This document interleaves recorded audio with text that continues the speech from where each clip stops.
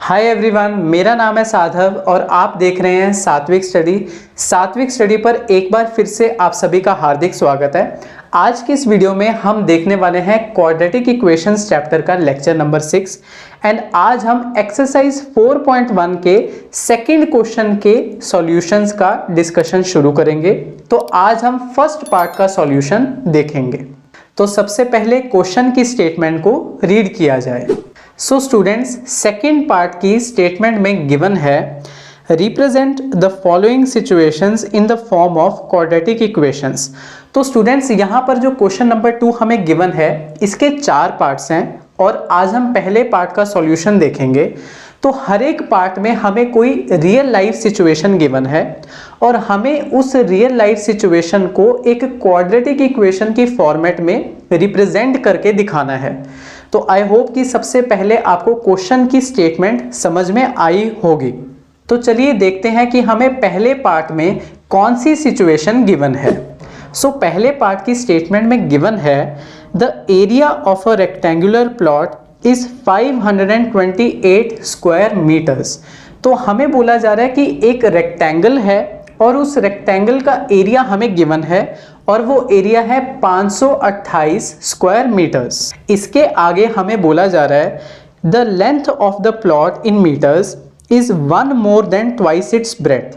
अब वो जो रेक्टेंगल है उसकी जो लेंथ है ना, वो उसकी ब्रेथ के ट्वाइस से एक ज्यादा है। उसकी ब्रेथ के ट्वाइस से एक ज्यादा है। इसका मतलब अगर हमें उस रेक्टेंगल की लेंथ को निकालना है तो सबसे पहले हम उसकी ब्रेथ को 2 से मल्टीप्लाई करेंगे और फिर उसमें 1 ऐड कर देंगे।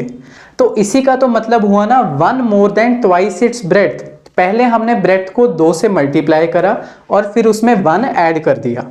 We need to find the length and breadth of the plot. So हमें यहाँ पर अभी क्वाड्रेटिक इक्वेशन को सॉल्व नहीं करना है, हमें तो सिंपली ये सिचुएशन जो हमें गिवन है इसको क्वाड्रेटिक इक्वेशन की फॉर्म में केवल रिप्रेजेंट करके दिखाना है।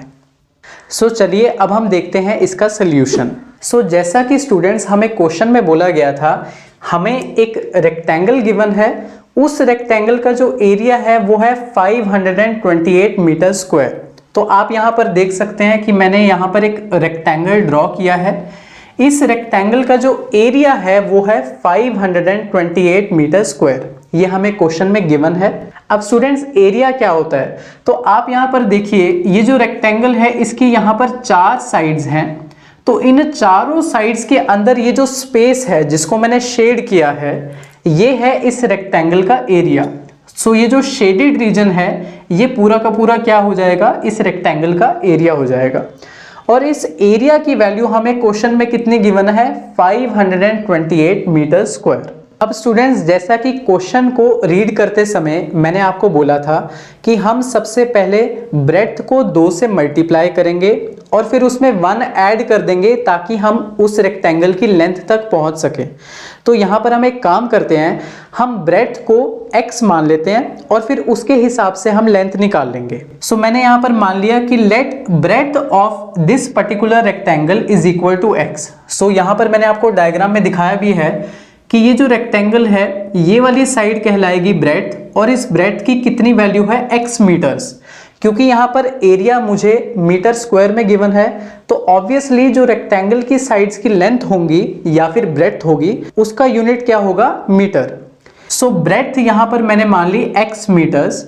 अब लेंथ कितनी आएगी, क्वेश्चन में हमें बोला गया था 1 more than twice its breath.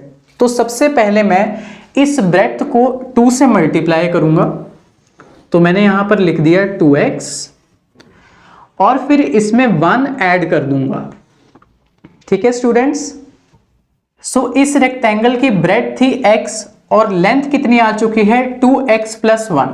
तो ये वाली जो साइड है जो लंबी है, ब्रेथ जनरली छोटी होगी, लेंथ लंबी होगी। सो ये जो लॉन्गर साइड है ये कहलाएगी लेंथ और इस लेंथ की वैल्यू हमने कितनी निकाली अभी 2x + 1। 2x + 1। नाउ WKT का क्या मतलब है स्टूडेंट्स, वी नो दैट। अब हमें एक बात पता है, किसी भी रेक्टेंगल का एरिया किसके बराबर होता है, लेंथ इंटू ब्रेथ। उस रेक्टेंगल की जो लेंथ है उसकी जो ब्रेड्थ है आप उन दोनों को करेंगे मल्टीप्लाई, तो आ जाएगा उस रेक्टेंगल का एरिया। तो मैंने यहाँ पर लिखा area of rectangle is equal to length into breadth. So rectangle का एरिया कितना होता है, लेंथ इंटू ब्रेड्थ। अब यहाँ पर लेंथ की वैल्यू भी है मेरे पास, ब्रेड्थ की वैल्यू भी है, तो हम यहाँ पर पुट कर देंगे। सो लेंथ आई थी हमारे पास 2x + 1 मल्टीप्लाइड बाय ब्रेड्थ की वैल्यू थी हमारे पास x, और एरिया ऑफ रेक्टेंगल क्योंकि हमें 528 गिवन था तो मैंने यहां पर एरिया ऑफ रेक्टेंगल की वैल्यू लिख दी 528। अब स्टूडेंट्स पहले ये x 2x से मल्टीप्लाई होगा, फिर ये 1 से मल्टीप्लाई होगा। सो जब ये x 2x से मल्टीप्लाई होगा तो ये बनेगा 2x² प्लस और x × 1 मेरे पास आ जाएगा x। अब अगर मैं इस 528 को इस तरफ शिफ्ट कर दूंगा तो ये बन जाएगा -528 और दूसरी साइड पर क्या बचेगा, 0। तो मैंने यहां पर लिखा 2x² plus x minus 528 is equal to 0।